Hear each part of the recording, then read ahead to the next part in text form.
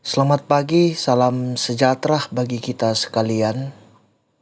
Kita berjumpa lagi lewat Renungan Harian Toraya, edisi Selasa 8 November 2022. Mari Bapak Ibu Saudara-saudara, sebelum kita menjalani kehidupan ini, kita bersekutu membaca dan merenungkan firman Tuhan.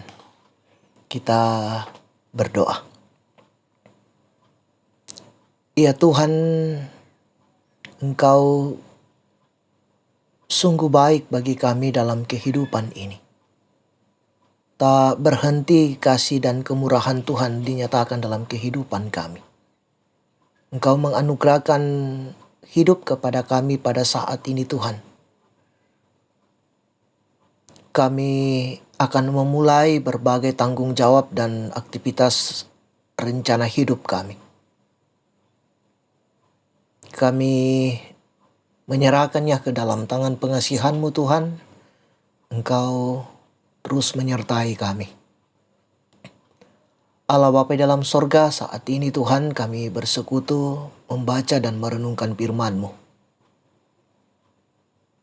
Berkati kami Tuhan, dan biarlah kuasa Roh Kudus terus menuntun dan menyertai kami, sehingga kami dimampukan untuk memahami firman-Mu dengan baik dan menjadikan firman-Mu sebagai pegangan dalam menjalani kehidupan yang Engkau karuniakan kepada kami. Bersabdalah kepada kami Tuhan, kami siap mendengarkan firman-Mu di dalam nama Yesus Kristus.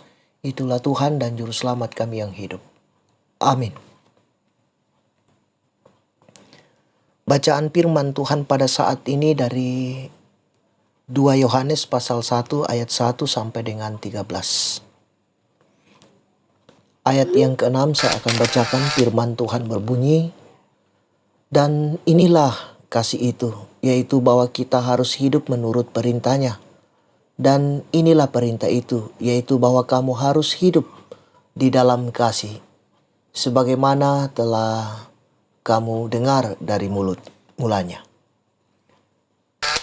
Amin firman Tuhan.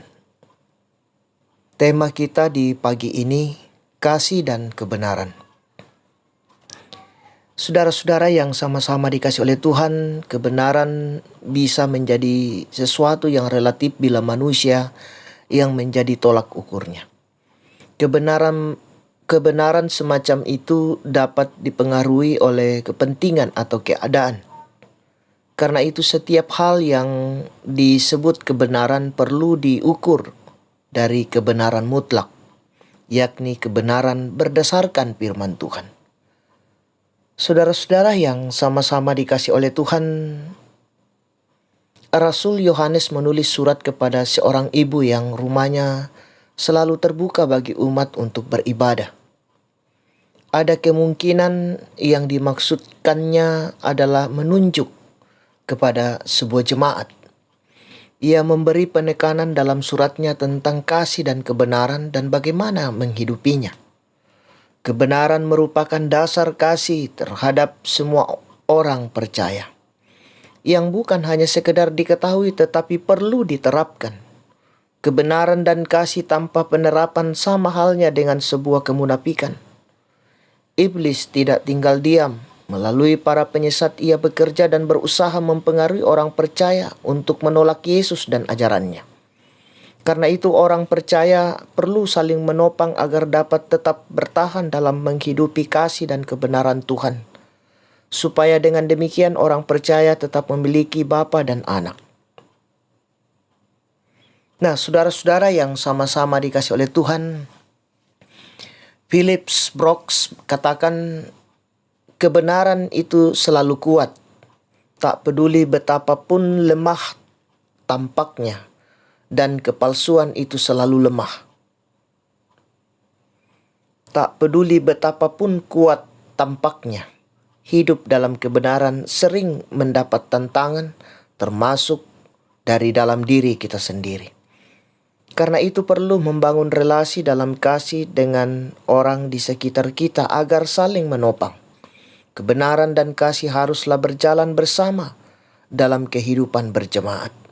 Kebenaran menuntun kita bagaimana harus mengasihi dan menghidupi kebenaran telah diterima dari Yesus Kristus Tuhan kita. Amin. Mari kita berdoa.